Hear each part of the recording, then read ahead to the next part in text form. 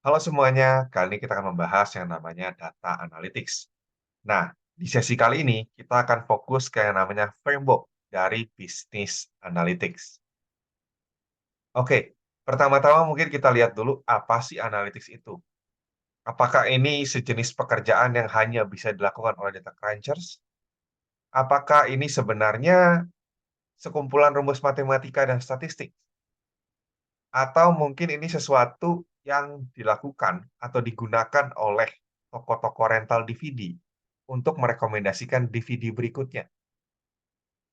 Atau ini mungkin sebuah teknik yang dilakukan oleh kasino untuk mengambil uang yang lebih banyak dari para penjudi-penjudi.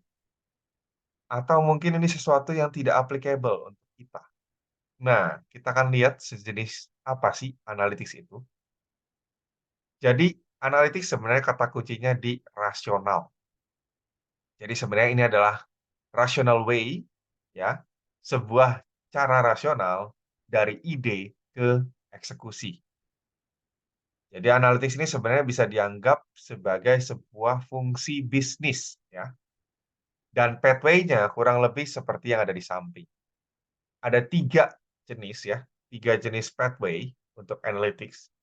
Yang pertama adalah kita melakukan semuanya secara sendiri atau do it yourself. Sebenarnya setiap kali kita mengambil keputusan, itu pasti mempertimbangkan 4 komponen ini. Jadi pertama, ada ide atau problem yang harus diselesaikan. Lalu setelah itu ada analisisnya, dan berikutnya ada decision-nya, dan yang terakhir adalah eksekusinya dari decision tersebut.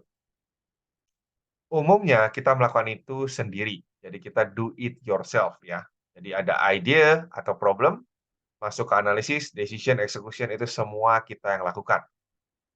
Nah, di sini kita juga bisa menggunakan analytics ya.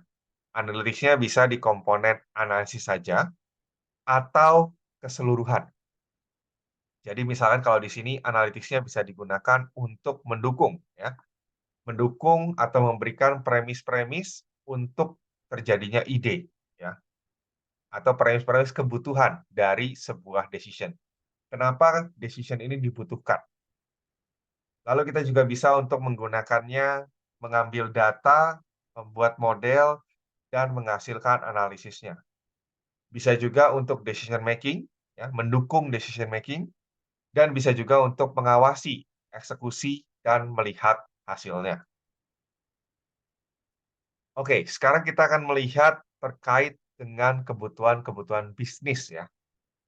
Biasanya ini selalu didasarkan pada knowledge dan dia membutuhkan computational power yang tinggi. Kenapa? Karena data yang diproses biasanya cukup besar dan banyak permintaan-permintaan yang ada, mungkin dari divisi-divisi lainnya. Nah, mungkin kita akan lihat dulu sekilas tentang apa bedanya machine learning, data science, dan data analis. Pertama, mungkin kita lihat dari machine learning dulu. Machine learning mungkin gampang ya. Intinya ada sekumpulan data, kita taruh sebuah algoritma untuk prediksi atau pengelompokan, lalu setelah itu akan keluar pola, dan pola itu yang kita gunakan untuk data-data berikutnya. Ada juga yang namanya data analis. Jadi data analis ini dari sekumpulan data, gitu ya, dari sekumpulan data, lalu kita akan mencari ya, mencari insight-insight yang bisa dihasilkan. Nah, ada yang namanya data science. Data science ini mirip dengan machine learning dalam konteks di mana dia juga bisa melakukan rekomendasi. Tapi data science lebih fokus ke datanya. Dan biasanya yang ditangani adalah big data atau data berskala besar. Nah, dia juga ada overlap-nya dengan yang namanya data analis. Jadi dia juga bisa menggunakan temuan-temuan insight dari data analis untuk masuk ke membuat rekomendasi tersebut atau membuat ide-ide yang perlu diproses lebih jauh. Nah, sebenarnya ada lagi yang namanya data engineer. Jadi data engineer ini tugasnya ngapain? Data engineer tugasnya adalah dia lebih teknis. Jadi kalau data analis itu kan terkait membuat insight ya. Jadi biasanya divisi-divisi lain itu minta ke data analis untuk dibuatkan dashboard khusus. Misalkan marketing untuk dashboard campaign. Lalu mungkin ada lagi budgeting. Mereka pengen tahu dashboard untuk misalkan penggunaan dana diskon dan sebagainya, gitu ya. Atau mungkin ada juga dashboard untuk UI UX. Mereka pengen tahu tampilan mana yang dirasa sulit oleh user. Nah, data engineer itu lebih teknikal. Jadi mereka lebih melihat misalkan dari beberapa database, bagaimana cara mereka menyatukannya, bagaimana menjaga konsistensi antar data, dan bagaimana menjaga kualitas data. Jadi misalkan di sumber satu, mereka pakai formatnya datanya untuk tanggal DD, MM, YY, YY. Sedangkan di sumber kedua itu dibalik, MM, DD, YY, YY. Nah, itu perlu dibikin supaya konsisten. Itu biasanya ada di data engineer. Nah, cuman ini memang kadang abu-abu ya. Jadi kadang mungkin bisa dilimpahkan ke data analis. Kadang juga bisa dilimpahkan juga ke data scientist gitu ya.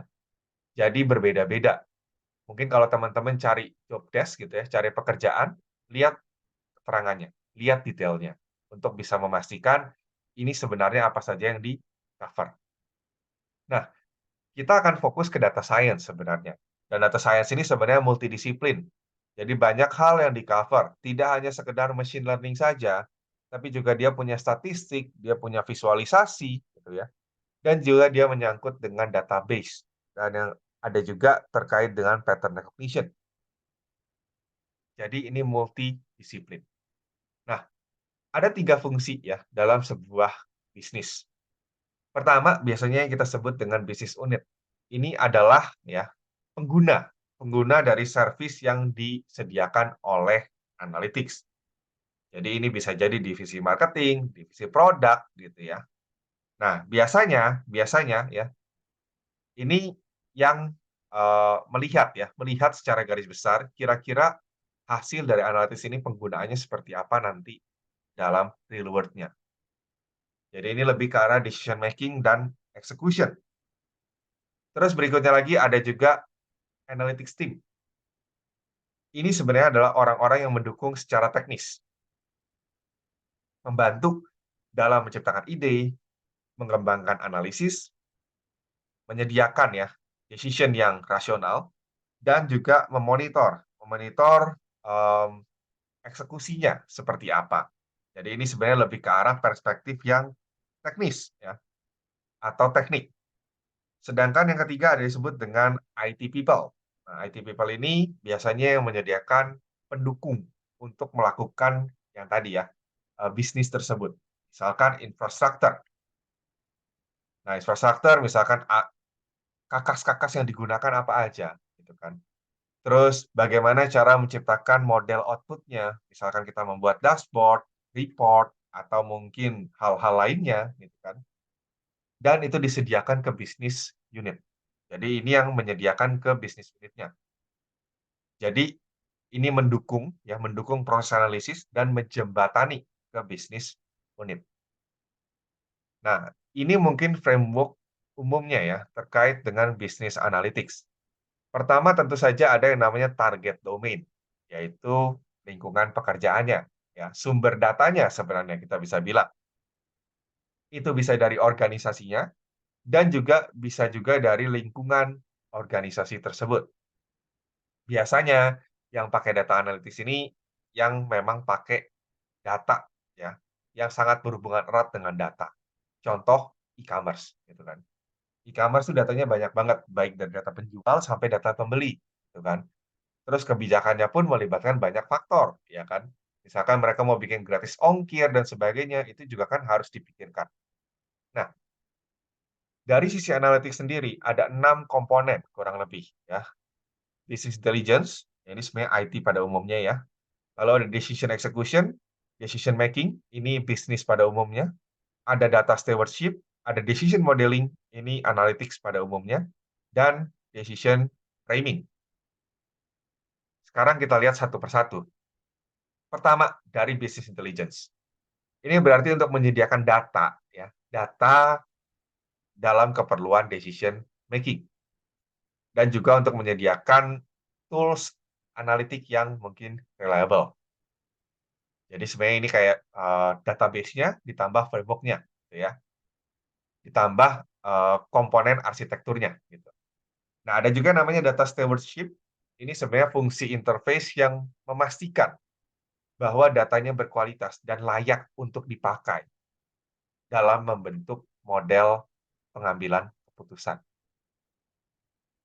Jadi misalkan nih, kita pengen tahu ini data memang sesuai nggak sih dengan data nyatanya, gitu kan? Seberapa sesuai dia dengan kenyataan dan seberapa relevan, gitu kan? Dia dengan model yang akan kita bentuk seperti itu.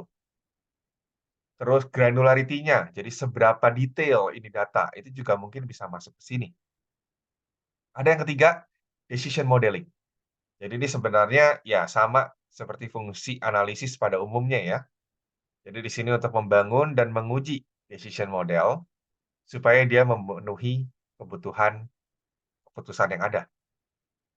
Decision framing ini seperti ini ya, kayak premis-premis yang mendukung kenapa kita butuh decision ini, kenapa kita butuh keputusan ini. Misalkan nih, oh ya, tadi harga barang, misalkan jumlah barang menurun, jumlah stok menurun. Nah, sekarang berarti kan kita perlu meningkatkan jumlah stok. Nah, bagaimana caranya? Nah, nanti masukkan dari problem ya, masuk ke analisis gitu kan. Dia lihat dari data. Kenapa bagaimana nih cara kita meningkatkan jumlah barang gitu kan. Misalnya kita perlu beli barang apa? Atau mungkin kalau yang lebih real lagi misalkan tentang data penjualan. Oh, penjualan menurun. Kita perlu meningkatkan penjualan. Nah, bagaimana nih cara meningkatkan penjualan? Misalkan salah satu caranya adalah kita kasih diskon ke barang yang paling sering dibeli. Dengan harapan kalau orang beli barang itu, dia akan terpicu untuk membeli barang-barang yang lainnya. Nah, berarti kan kita perlu analisis kan? Kita perlu analisis barang mana nih yang paling sering dibeli dengan barang-barang lainnya. Harapannya apa? Harapannya kalau misalkan barang itu dikasih diskon, orang bakal beli itu, dan dia bakal terpicu untuk beli barang-barang yang lain. Artinya apa? Artinya meningkatkan penjualan. Nah, setelah itu kan ketemu, misalkan, oh ternyata yang paling sering dibeli dengan barang-barang lainnya adalah pasta gigi. Nah, masuk ke decision, kita mengambil keputusan. Keputusan, baru setelah itu masuk ke execution. Ya udah, kita kasih diskon. Kita lihat hasilnya seperti apa. Nah, ada juga yang namanya decision making, yaitu tadi ya, mengambil keputusan. Dan ada eksekusi, jadi menghasilkan aksi dari decision yang ada. Tentu di sini kita harus lihat ya, kita harus lihat apakah hasilnya sesuai atau tidak gitu. Nanti kalau misalnya ternyata, oh tadi orang beli pasta gigi, ternyata dia nggak beli yang lain juga walaupun dikasih diskon. Nah, berarti kan nggak tercapai gitu kan. Mungkin kita perlu tuning lagi, kita perlu cek lagi. Nah, ini kalau pengen lebih detail ya, bagaimana 6 komponen tersebut di-mapping ke dalam idea, analisis, decision, dan execution. Kayak tadi ya, idea ini bisa juga berangkat dari problem. Tadi jumlah transaksi menurun, perlu ditingkatkan. Cara meningkatkannya gimana? Ya udah kita pengen kasih diskon ke barang yang paling sering dibeli dengan barang-barang lainnya. Nah, masuk ke analisis, kita pengen tahu barang mana yang paling sering dibeli dengan barang-barang lainnya. Nah, keluar tuh ternyata misalkan, oh pasta gigi. Nah, di sini masuk ke decision. Kita mau nggak kasih diskon nih ke pasta gigi?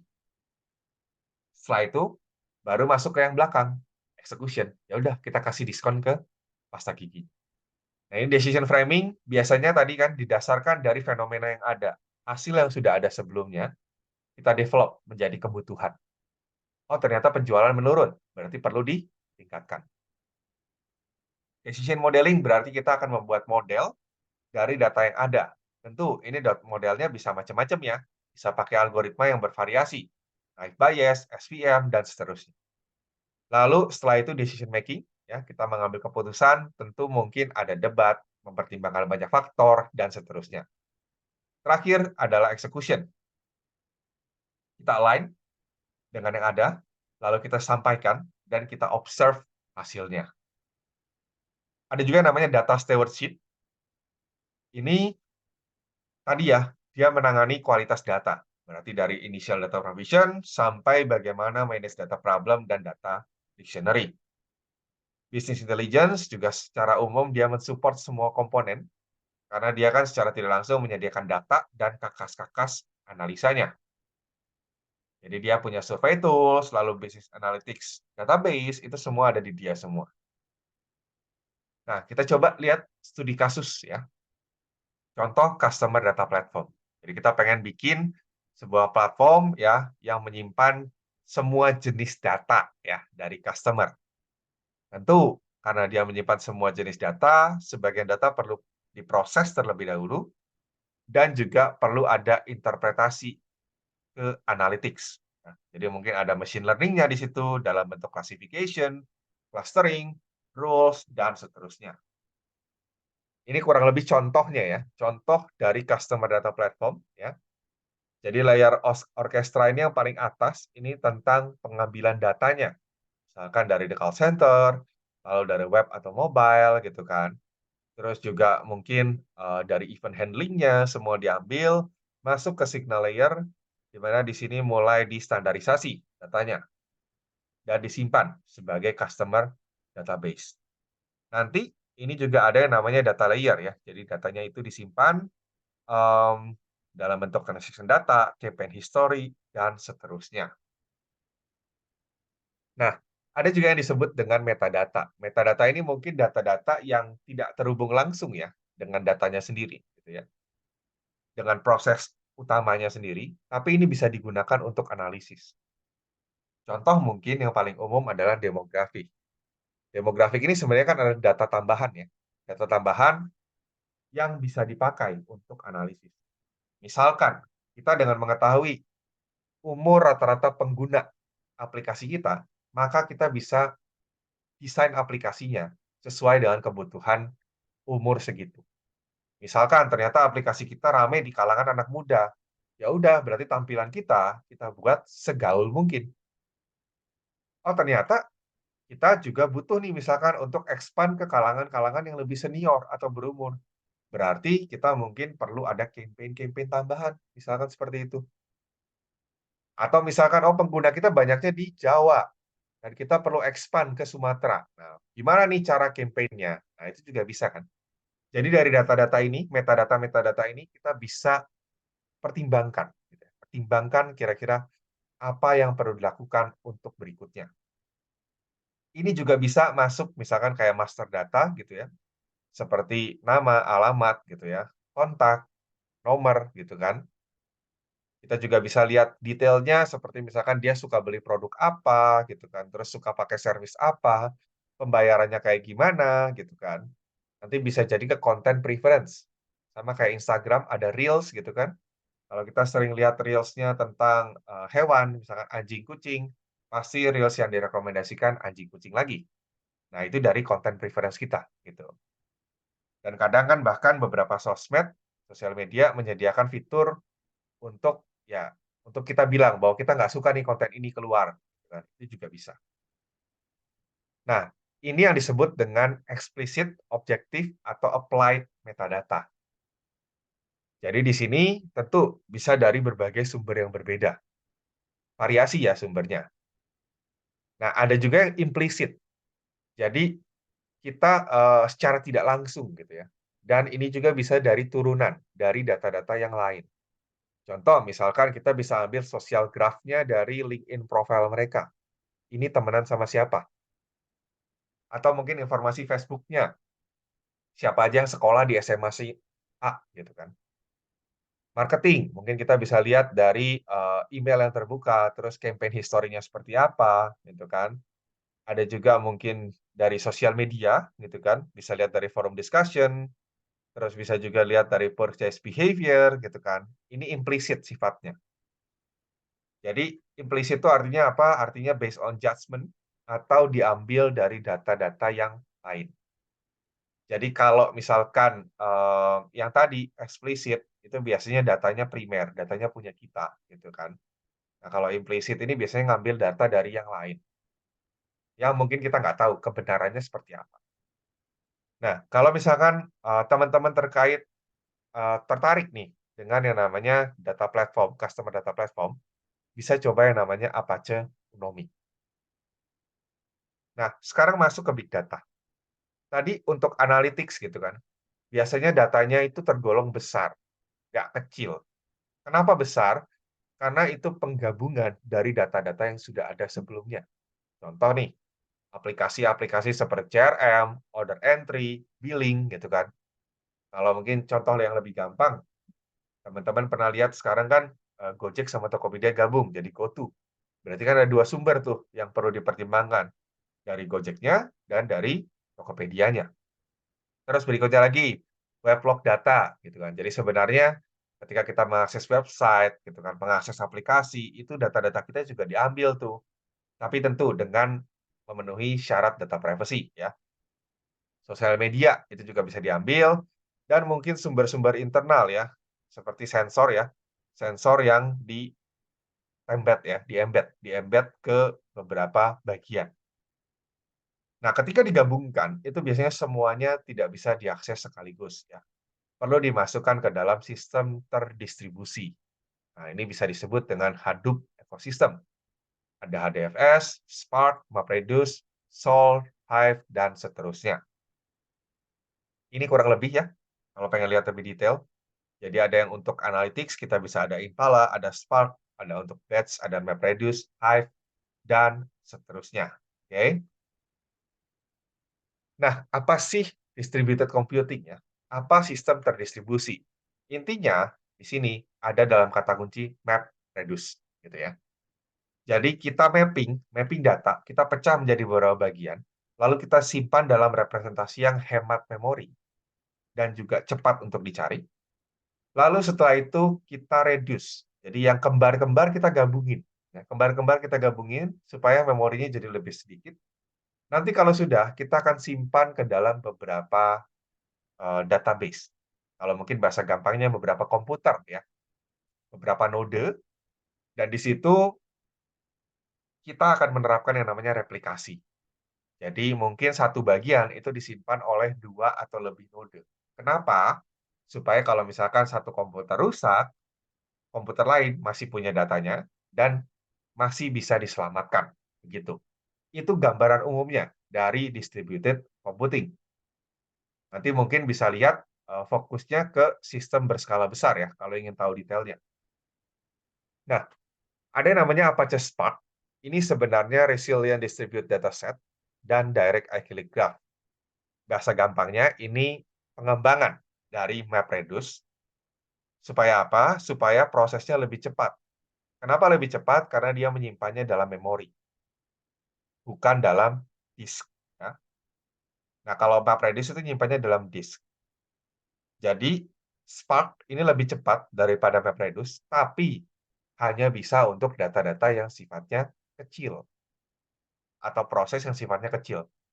Kalau kita masuk ke data atau proses yang sifatnya besar, itu nggak akan bisa pakai Spark. Karena nggak bisa semuanya itu dimasukin ke memori. Pasti perlu ke disk gitu ya.